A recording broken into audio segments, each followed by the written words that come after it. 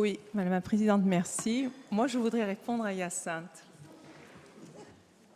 Effectivement, dans nos villages, on voit beaucoup de constructions, de lotissements. C'est bien dommage, parce que la Corse, elle regorge de maisons qui sont fermées, case chiuse. Et la problématique est toujours la même, mon cher Hyacinthe. C'est l'indivision, la sortie de l'indivision. Alors, il faudrait un jour, vraiment, que nous nous posions tous ici, au sein de cette Assemblée, et que nous travaillions pour arriver à donner aux Corses les moyens de sortir de l'indivision et de faire réouvrir ces maisons de village. Alors, mon cher Hyacinthe, je vais vous lire une petite citation de Lamartine, qui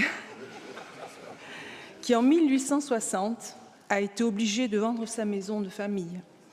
Et il a dit « J'ai été obligé de signer la vente de la moelle de mes os à un prix de détresse qui ne représente ni la valeur morale ni la valeur matérielle. J'ai emporté des larmes en quittant le seuil, les vestiges de ma mère et les reliques de ma jeunesse. » Alors, je ne voudrais pas, si vous voulez, que demain les Corses soient obligés de vendre justement leurs biens les plus chers dans leur village et qu'ils puissent se réapproprier ces maisons de village en sortant de l'indivision.